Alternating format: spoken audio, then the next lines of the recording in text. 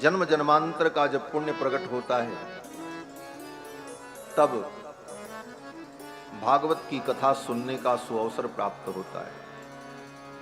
हमारे सनातन धर्म में दो ग्रंथ, एक रामायण और दूसरी भागवत, ये दो ऐसे रत्न हैं जिनका आश्रय लेकर के मनुष्य अपने जीवन और मरण को मंगलमय बना लेता है।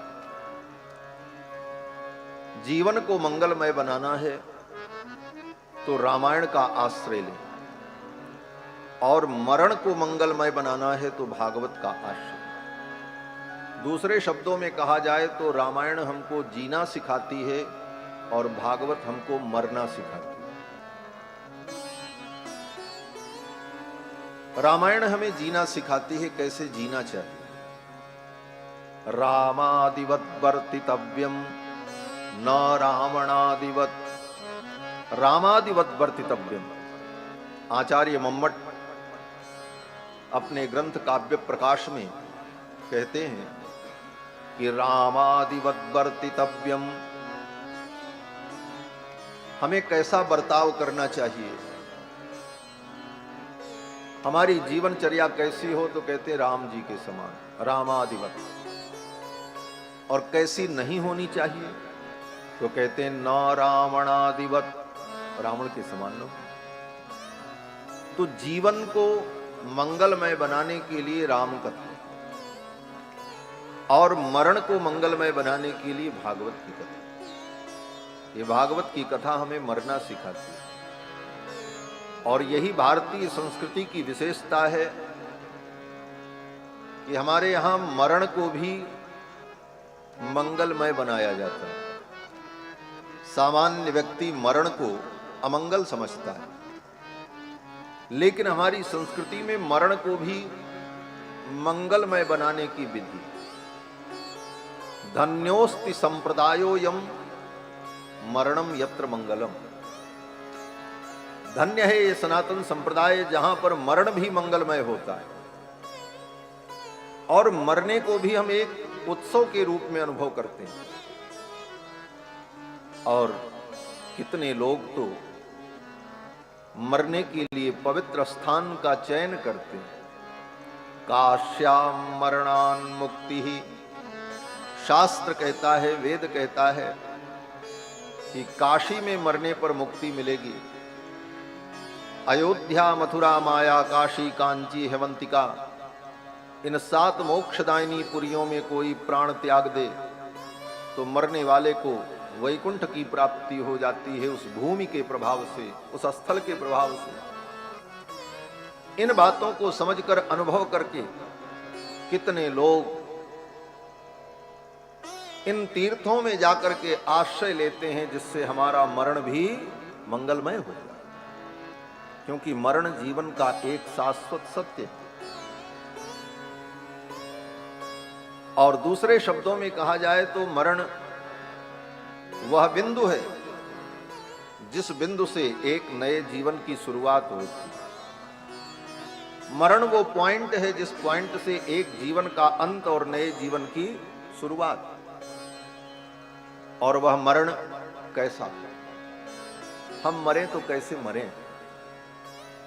आप कहोगे महाराज जी क्या कथा सुना रहे हैं, मरने की ही बात हो रही है।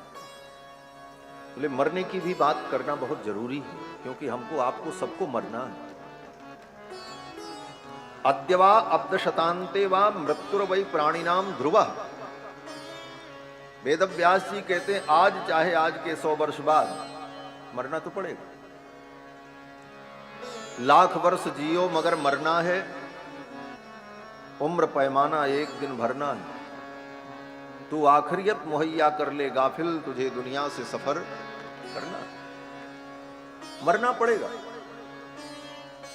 लेकिन मरने से पहले मरने का भय जो हमारे जीवन में है वो दूर हो जाए। यही मरण को मंगलमय बनाना है। मरण को मंगलमय बनाने का मतलब यही है कि मरने का जो भय हमारे अंदर व्याप्त है वो भय दूर हो। मरने के लिए तो लोग मरते हैं, न चाह करके भी मरना पड़ेगा। कोई नहीं चाहता कि हम मरें, लेकिन मरना पड़ेगा। कोई रो करके मर रहा, कोई तड़प करके मर रहा है, कोई चीख करके मर रहा है, कोई अपने मन को, चित्त को धन में, संपत्ति में, पुत्र परिवार में लगा करके तड़प करके मर रहा है। क्या यही मरने का तरीका है? कहते नहीं। मरने का तरीका यह है कि जब अनुभव हो कि अब मृत्यु आ रही है, मन में कोई वासना न बचे, सारी इच्छाएं समाप्त हो जाएं, किसी भी प्रकार का भय न हो, किसी भी व्यक्ति के बिछुड़ने का दुख न हो, और ऐसी परिस्थिति में प्रसन्नता पूर्वक संसार के प्राणियों का स्मरण न करके भगवान का स्मरण करते हुए हम अपने प्राणों को त्याग दें, यही मृत्यु को मंगलमय बनाना है। मरने का समय आए तो भगवान को याद करते हुए, उनका स्मरण करते हुए सुख पूर्वक, प्रसन्नता पूर्वक प्राणों का त्याग हो जाए, भय दूर हो जाए। यही मरण को सुधारना है और यही मरण उत्तम मरण माना गया। सुखदेव जी कहते हैं कि जन्मलाभ पर पुंसाम अंते नारायण स्मृति ही। जीवन का यही परम लाभ है, अंते नारायण स्मृति ही। अंतिम समय में भगवान नारायण की स्मृति हो जाए और भगवान का स्मरण करते हुए इस दुनिया से हम चले जाएं। यही बात सिखाने के लिए, समझाने के लिए, बताने के लिए, दिल में उतारने के लिए ये भागवत कथा। इसीलिए भागवत कथा सुखदेव जी ने राजा परीक्षित को सुनाई, क्योंकि राजा परीक्षित को 7वें दिन मरना था।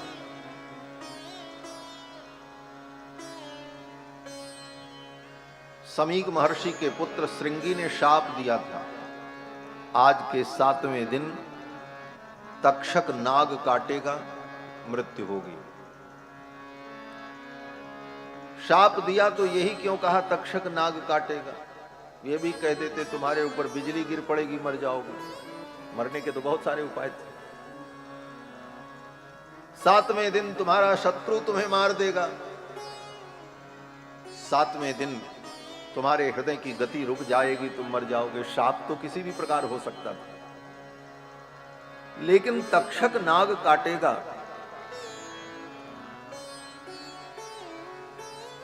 और तुम्हारी मृत्यु होगी, ये शाप देने का क्या मतलब? और 7वें दिन ही क्यों? जब शाप दे रहे हैं तो अभी मार दो भाई, अभी तुम्हारी मृत्यु हो जाए। दंड ही जब देना था तो अभी मृत्यु हो जाए, तत्काल तुम्हारी मृत्यु हो जाए, 7वें दिन ही मृत्यु हो और तक्षक नाग के काटने से मृत्यु हो, यह शाप का स्वरूप था।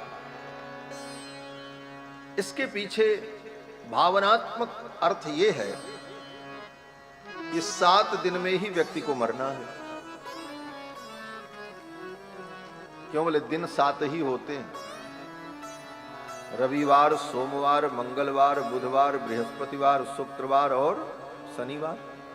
आज शनिवार है, 7 ही दिन होते हैं और इसी 7 दिन में सब मरेंगे। कोई मंगलवार को, कोई बुधवार को, कोई बृहस्पतिवार। 7 दिन में ही समस्त प्राणियों को मरना है। इसलिए राजा परीक्षित को भी 7 दिन में मरने का शाप हुआ और तक्षक नाग काटेगा। नाग माने सर्प। सर्प काल का प्रतीक माना गया है। काल व्याल मुखग्रास त्रास निर्णास हेतवे। सर्प काल का प्रतीक है, इसीलिए काल को हमारे यहां सर्प कहा जाता है और सर्प को भी लोग काल कहते हैं। आज भी गांव में सांप निकले, लोग कहते हैं महाराज काल को छोड़ना नहीं चाहिए, काल को मार दो। लेकिन ये अज्ञान है, काल को मार दो। काल को तुम कभी नहीं मार सकते, काल ही तुमको मारता है। काल सबको खा जाता है। सर्प काल का प्रतीक है और उसका नाम क्या है? बोले तक्षक। तक्षक का मतलब जो छांटता हो, काटता हो, उसको कहते हैं तक्षक। इसीलिए बढ़ई को भी तक्ष कहा जाता है। बढ़ई लकड़ी को छीलता रहता है, तो लकड़ी जब छिलती है तो धीरे धीरे कम होती है। उसी प्रकार ये काल रूपी सर्प हमारे जीवन के आयु को छीलता जाता है, काटता जाता है, और हम एक दिन काल के गाल में चले जाते हैं। परीक्षित को जब साप हो गया तो महाराज परीक्षित सब कुछ छोड़कर गंगा के तट पर चले गए। राजा थे, महाराज युधिष्ठिर के पौत्र थे, अर्जुन के पुत्र अभिमन्यु और अभिमन्यु के पुत्र महाराज परीक्षित। महाभारत युद्ध में इनके पिता को वीर गति की प्राप्ति हो गई थी, ये गर्भ में थे। इस कारण से इनकी मां उत्तरा सती नहीं हुई। महाभारत युद्ध में द्रौपदी के 5 पुत्र मारे गए, सुभद्रा के पुत्र अभिमन्यु मारे गए। पांडव वंश में केवल एकमात्र उत्तरा के गर्भ में ये परीक्षित महाराज बचे थे, बाकी सब मारे जा चुके। यही पांडव वंश के एकमात्र बीज थे और इनकी रक्षा भगवान ने की। जब ये गर्भ में थे, महाराज परीक्षित अभिमन्यु के पुत्र, इनकी मां उत्तरा विधवा थी। उस समय द्रोणाचार्य के पुत्र अश्वत्थामा ने पांडव वंश को सदा के लिए समाप्त करने के लिए उत्तरा के गर्भ पर ब्रह्मास्त्र चला दिया। ब्रह्मास्त्र की ज्वाला से उत्तरा के गर्भ में जब भयंकर पीड़ा हुई, उस समय भगवान गोविंद रथ पर बैठकर द्वारिका जाने की तैयारी कर रहे। तब तक उत्तरा दौड़ पड़ी और आकर के भगवान कृष्ण के चरणों को पकड़ लिया और कहा कि पाहि पाहि महायोगिन देव देव जगतपते। हे जगतपति, हे महायोगी, हे योगेश्वर, मेरी रक्षा करो, मेरे इस गर्भ को बचा लो। ये ब्रह्मास्त्र मुझे नष्ट कर दे, कोई आपत्ति नहीं है, लेकिन मेरा ये गर्भ बच जाए, इस गर्भ को हे गोविंद आप बचा लो। कामं दहतु मां नाथ मामे गर्भो निपात्यताम्। मैं मर जाऊं कोई आपत्ति नहीं है, लेकिन मेरा ये गर्भ बच जाए। मामे गर्भो निपात्यताम्, ये मेरा गर्भ बच जाए, ये सुरक्षित हो जाए। उत्तरा की इस प्रार्थना को सुनकर भगवान सूक्ष्म रूप धारण करके, अंगुष्ठ मात्र रूप धारण करके उत्तरा के गर्भ में प्रविष्ट हो गए। ब्रह्मास्त्र ने उस बालक को मार दिया था, लेकिन भगवान ने अपनी संकल्प शक्ति के द्वारा उस बालक को गर्भ में पुनः पुनर्जीवित कर दिया। वही महाराज परीक्षित हैं जिन्होंने गर्भ में ही भगवान की कृपा को प्राप्त किया, लेकिन प्रारब्ध विधि का विधान, इतने धर्मात्मा, 3 अश्वमेध यज्ञ किया महाराज परीक्षित ने, धर्म पूर्वक प्रजा का पालन किया, दुष्ट राजाओं का निग्रह किया, कलयुग का निग्रह किया, लेकिन इसके बाद भी किसी जन्म का प्रारब्ध अथवा भगवान की इच्छा कहिए, महाराज परीक्षित के द्वारा एक अपराध हो गया। जंगल में शिकार खेलने गए, प्यास लगी, पानी कहीं मिला नहीं। एक महात्मा की कुटी में पहुंचे। महात्मा का नाम शमीक था, वो ध्यान में बैठे हुए थे। परीक्षित ने कहा, हमें पानी चाहिए, पानी पिलाओ, मैं प्यासा हूं। शमीक महर्षि तो ध्यान में थे, उन्हें पता चला नहीं। राजा परीक्षित को क्रोध आ गया। मैं राजा हूं और इन्होंने मुझे पानी तक नहीं पिलाया, मेरे कहने पर भी इन्होंने मुझे जल नहीं दिया। क्रोध में आकर के महाराज परीक्षित ने देखा अगल बगल वहीं एक मरा हुआ सांप पड़ा था।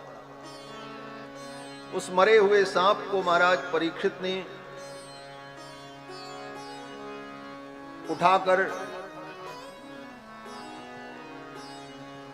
समीक महर्षि के गले में डाल दिया, माला जैसे। समीक महर्षि तो कुछ नहीं बोले, वो ध्यान में थे। राजा परीक्षित चले आए। समीक महर्षि के पुत्र श्रृंगी को जब पता चला कि मेरे पिता के गले में मरे हुए सर्प को राजा परीक्षित ने डाल दिया है, तो क्रोध में श्रृंगी महर्षि ने शाप दे दिया कि 7वें दिन तक्षक नाग काट लेगा, तुम्हारी मृत्यु हो जाए। महाराज परीक्षित जब अपने महल में आए, अपना मुकुट आभूषण उतार करके रखा, विश्राम किया, थोड़ा मन को शांति मिली, तो पश्चाताप होने लगा। हा हंत, ये मैंने क्या किया?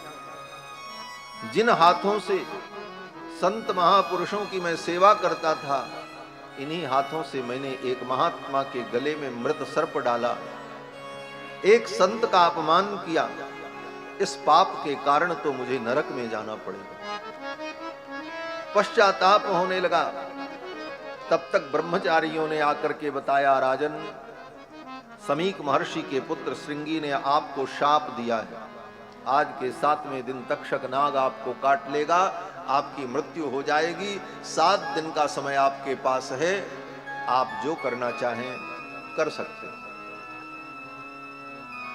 यह सुनकर महाराज परीक्षित व्याकुल नहीं हुए,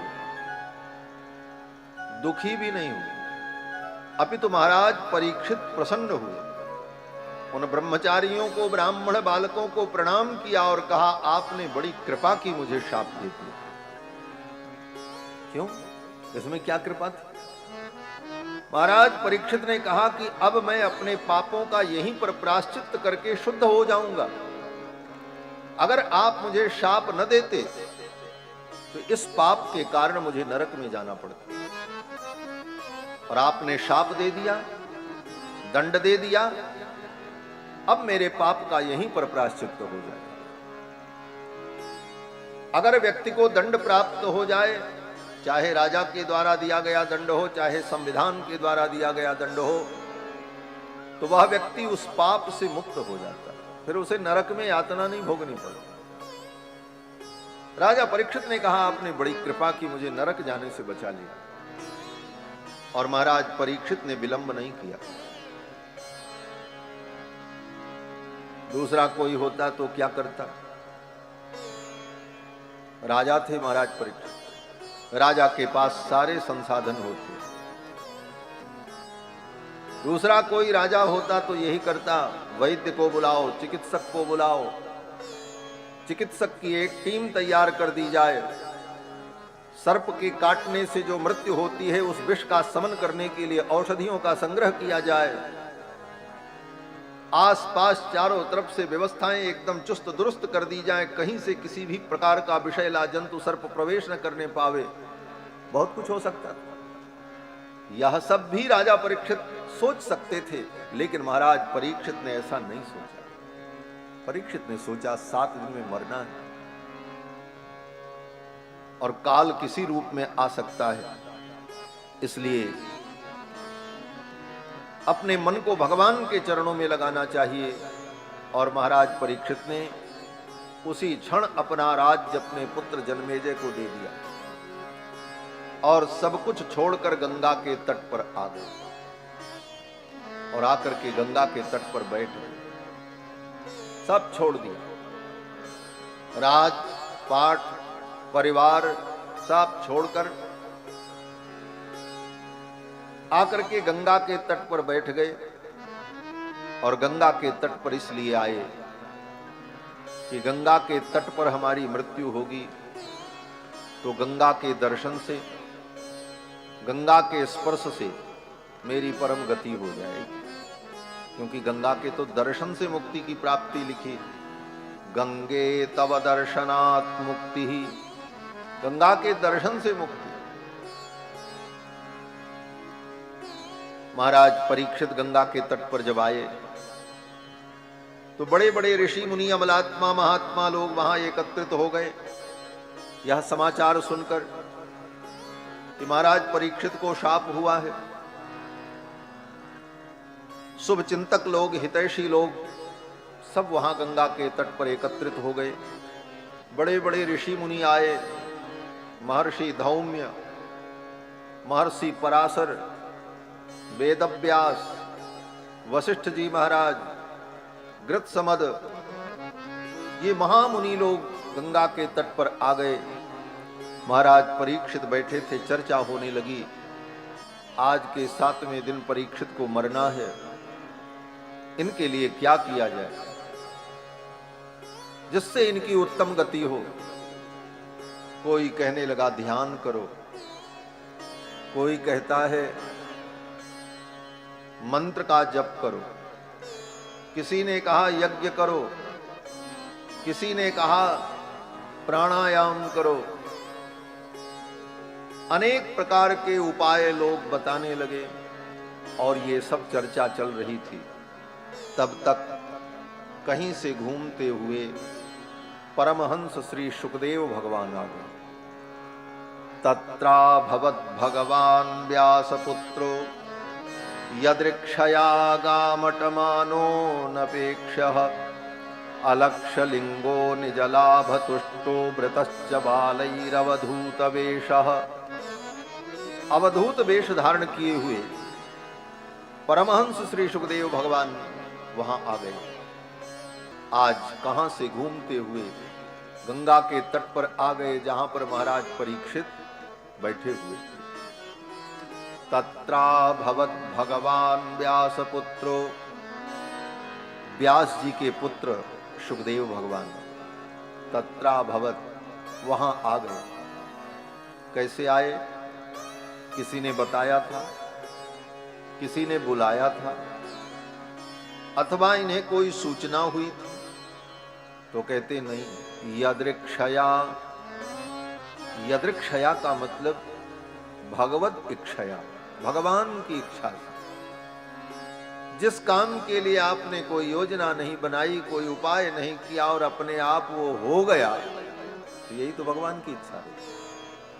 यदृक्षया, भगवान की इच्छा से सुखदेव भगवान वहां आ गए घूमते हुए।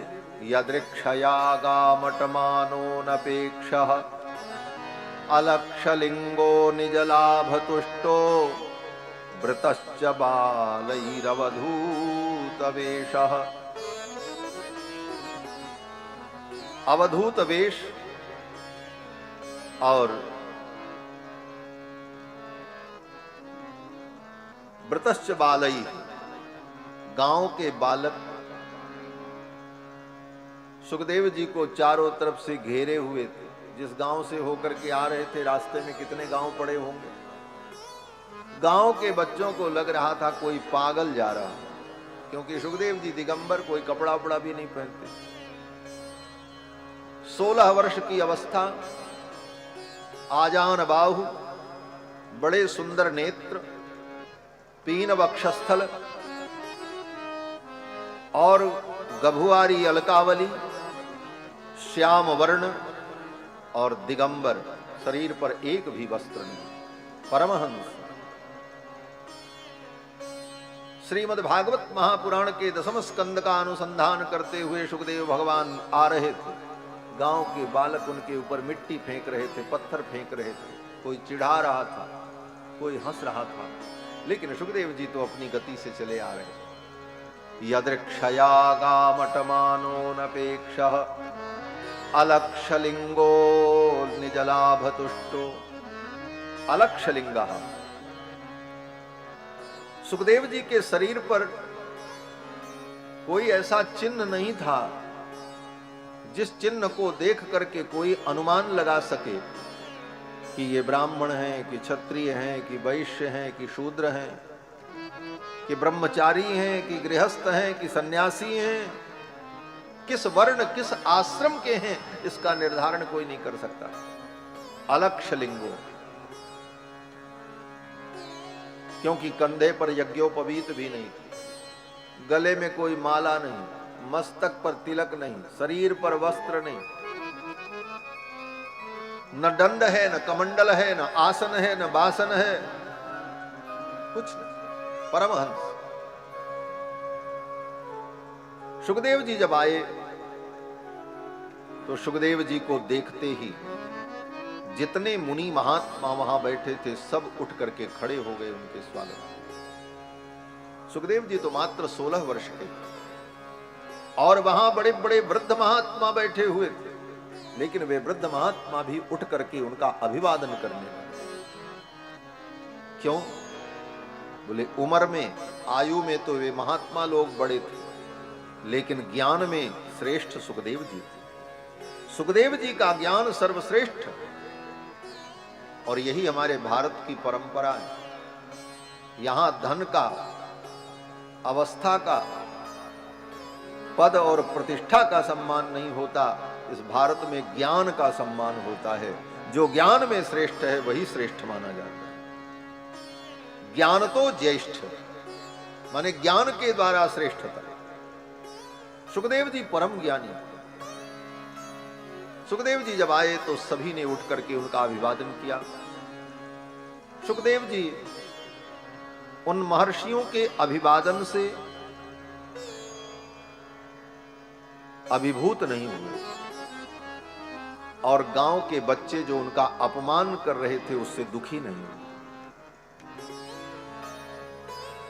हमारे आपके जीवन में क्या होता है? कोई अपमान कर दे तो दुख होता है, और कोई सम्मान कर दे तो छाती चौड़ी हो जाती है। कोई न पूछे तब भी बताते हैं, अरे हम गए थे, ऐसा सम्मान हुआ। सम्मान से हम प्रभावित होते हैं और अपमान से दुखी होते हैं। ये सुख दुख, ये दोनों अज्ञान मूलक ही। सुखदेव परमहंस जी महाराज इन दोनों से उपरत हैं। कोई उनका अपमान कर दे कोई फर्क नहीं, और कोई सम्मान भी करे तो उससे कोई अभिभूत नहीं होता। यही संत का स्वरूप है। गोस्वामी तुलसीदास जी लिखते हैं कि सम मान निरादर आदर ही, सब संत सुखी विचरंत मई। सम मान निरादर आदर ही, निरादर और आदर में सम बुद्धि हो जाए। जैसे हाथी, हाथी जब चलता है तो हाथी का सम्मान करने वालों की कमी नहीं होती। जिस गांव से गुजरता है गांव के लोग कहते हैं, कोई लड्डू खिलाता है, कोई गुड़ खिलाता है, कोई गन्ना खिलाता है, उसके सम्मान की कोई कमी नहीं होती। लेकिन उसका अपमान करने वाले भी कम नहीं होते। गांव में हाथी आ जाए तो उसके पीछे भूंकने वाले लग जाते हैं। गांव के जितने कुत्ते हैं सब उसके पीछे भूंकते हैं, तो और लेकिन नजदीक नहीं आते, दूर से ही भूंकते हैं। क्यों? बोले भूंकने वाले दूर से ही भूंकते हैं, नजदीक आने के, सामने आने की हिम्मत होती ही नहीं। भूंकने वालों का यही स्वभाव होता है। कुत्ते भूंकते हैं, हाथी चलता है, लेकिन हाथी घूम करके उन कुत्तों की ओर देखता नहीं। उनके भूंकने से वो दुखी नहीं होता, उसकी मस्ती में कोई कमी नहीं होती, और लोग उसे रुपए देते हैं, द्रव्य देते हैं, उसकी वो परवाह नहीं करता, उठा करके अपने मालिक को दे देता, लो तुम रखो, तुम्हारे काम आएगा। खाने की वस्तु मिली तो खा लेता है, और खाना तो भाई जरूरी है जीवन के लिए। बाकी किसी वस्तु में, किसी सम्मान में उसकी अभिरुचि नहीं होती। तो हाथी जिस मस्ती में चलता है वो मस्ती ही संतों की मस्ती है। परमहंसों का यही जीवन है। श्री नानक देव जी कहते हैं कि हाथी चालत अपनी गतिसों, स्वान भुकत वाको भुकवा दे, तू तो राम सिमर जग लड़वा दे। हाथी अपनी गति से चलता है, कुत्ते भौंकते रहते हैं, और न वो सम्मान से प्रभावित होता है, न अपमान से दुखी होता है। ऐसे ही श्री सुखदेव भगवान आए, सभी महर्षियों ने उठ करके उनका सम्मान किया। सुखदेव जी बैठ गए, और सुखदेव जी जब विराजे तो राजा परीक्षित ने सुखदेव जी के चरणों में प्रणाम किया और सुखदेव जी से प्रश्न किया। क्या प्रश्न किया? ये नहीं पूछा कि महाराज मरने से बचने का कोई उपाय बताओ। दूसरा आदमी होता तो पांव पकड़ लेता, छान लेता पैरवा, महाराज गांव की भाषा में जो कहते हैं छान लेहिन पैर पकड़ लेता, कहता महाराज बचा लो, हम मर जाएंगे, 7वें दिन सांप काटेगा, हम मरेंगे, क्या करें, आप बचा लो, यही तो करता। लेकिन राजा परीक्षित रोते नहीं, न इस प्रकार की कोई बात करते हैं, अपितु राजा परीक्षित ने बड़ी ही गंभीरता से सुखदेव जी से यही कहा कि हे गुरुदेव, अब मैं आपसे कुछ पूछना चाहता हूं। अतः पृच्छामि संसिद्धिं योगिनां परमं गुरुम्। अतः पृच्छामि संसिद्धिं योगिनां परमं गुरुम्। हे योगियों के परम गुरु, अब मैं आपसे पूछना चाहता हूं कि पुरुषस्येह यत् कार्यं म्रियमाणस्य सर्वथा,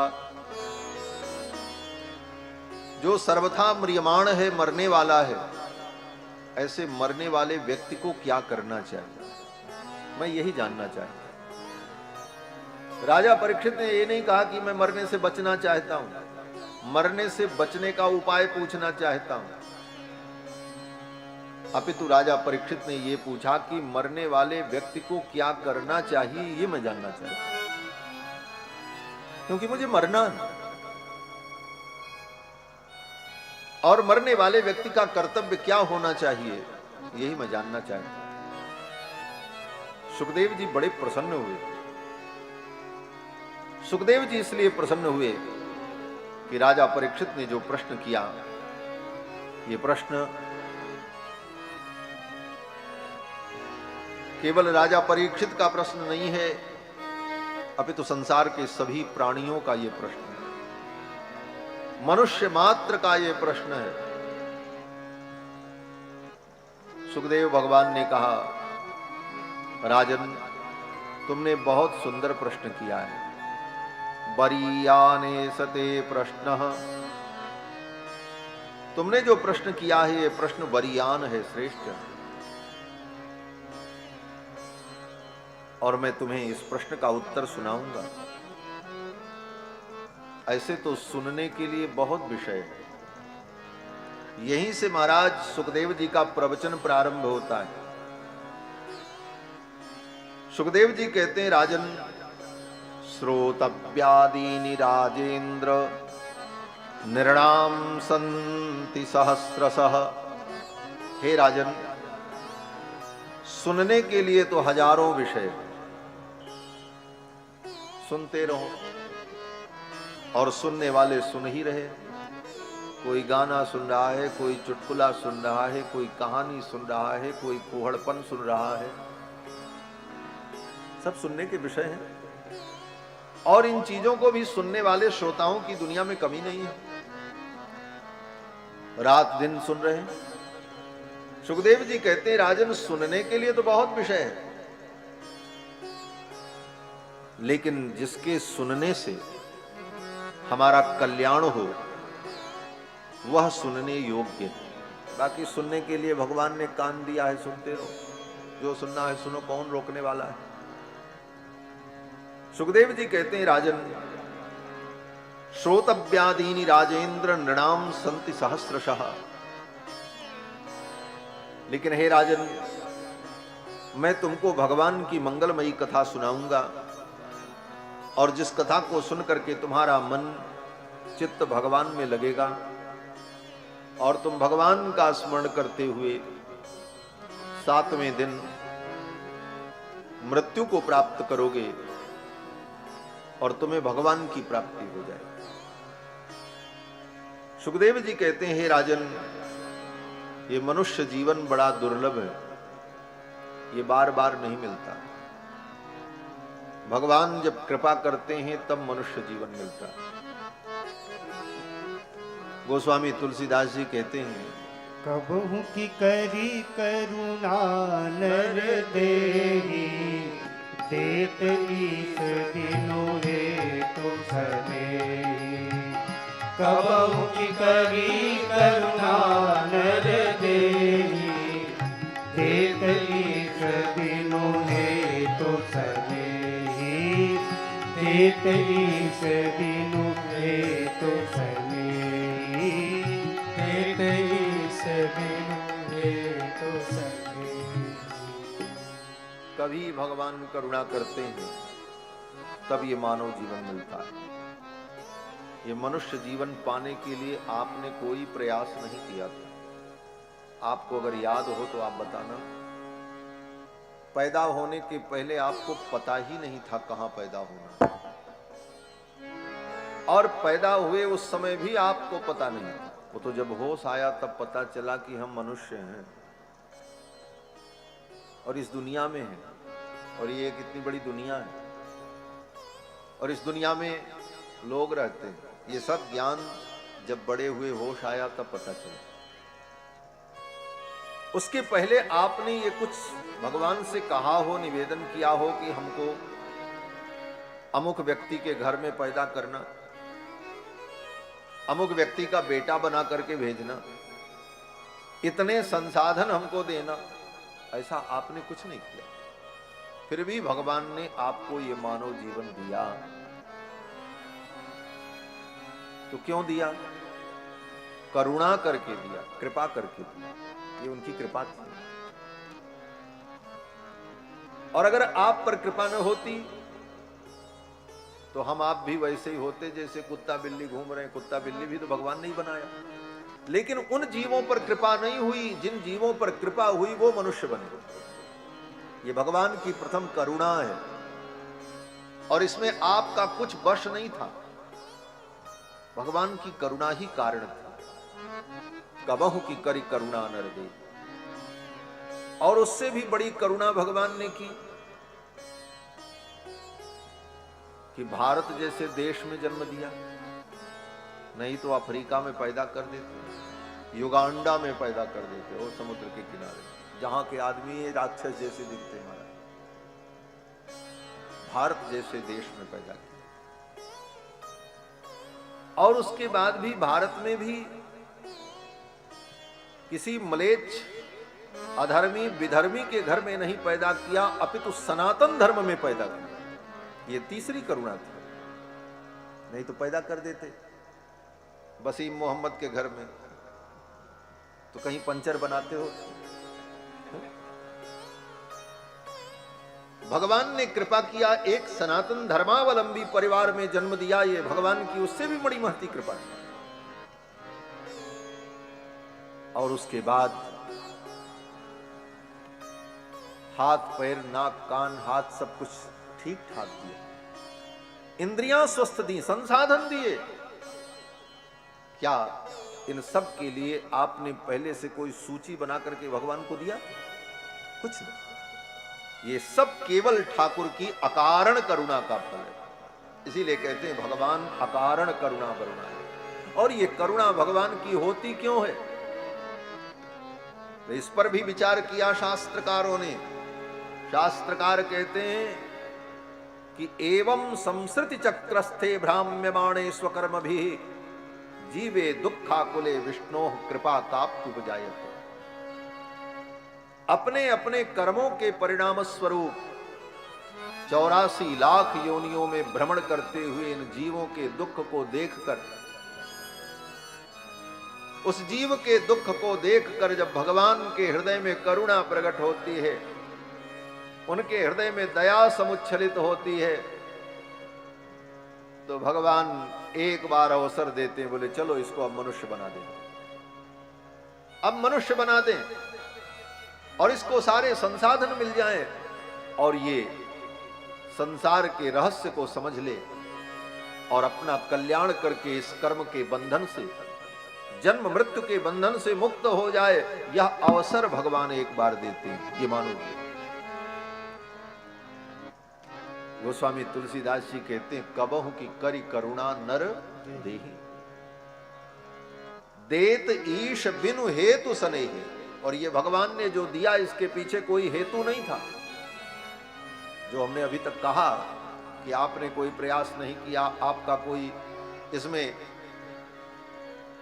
और वहां कोई जुगाड़ भी नहीं था, कहीं से जुगाड़ लगा लेते। जुगाड़ यहां लगता, वहां जुगाड़ उगाड़ नहीं लगता, वहां तो सब सीधा ही हिसाब है। तो भगवान ने करुणा करके ये जीवन दिया और ये मानव जीवन मिला।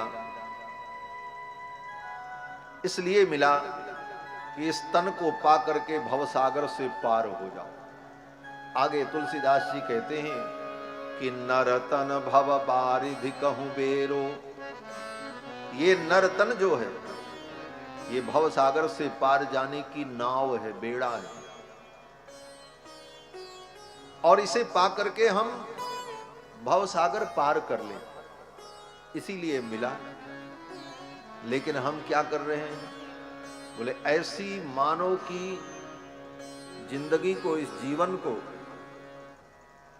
जिस कार्य के लिए मिला है उस कार्य में उपयोग न करके मौज मस्ती में इस जीवन को बिता रहे हैं, और बिता करके प्रसन्न हो रहे हैं। बोले आज खूब मजा आया, आज का दिन बहुत अच्छा बीता, अब कल बिताएंगे। और ऐसे ही करते करते जिंदगी बीतती चली जा रही, चली जा रही है उम्र धीरे धीरे। बचपन भी बीता, जवानी भी बीती, बुढ़ापे का होता असर धीरे धीरे। तो कमर झुक गई तो समझ लो अब धीरे धीरे हम अपनी यात्रा में आगे बढ़ रहे हैं। तो करना क्या चाहिए? संत कहते हैं, अगर चाहते हो कल्याण अपना, अगर चाहते हो कल्याण अपना, अगर चाहते हो कल्याण अपना, अगर चाहते हो कल्याण अपना, भजो नाम आठों पहर धीरे धीरे, भजो राम आठों पहर धीरे धीरे। चली जा रही है उम्र धीरे धीरे, चली जा रही है उम्र धीरे धीरे। यही उपाय है कि भगवान का भजन करो। बोले महाराज भगवान का भजन करें, भगवान मिलेंगे? बोले विश्वास रखो और भजन में लग जाओ तो धीरे धीरे एक दिन भगवान मिल ही जाएंगे। भजन कर तू हरि का पल पल ओ प्यारे, भजन कर तू हरि का पल पल ओ प्यारे, भजन कर तू हरि का पल पल ओ प्यारे, भजन कर तू हरि का पल पल ओ प्यारे। तो मिल जाएगा वो सजन धीरे धीरे, तो मिल जाएगा वो सजन धीरे धीरे, तो मिल जाएगा वो सजन धीरे धीरे, तो मिल जाएगा वो सजन धीरे धीरे।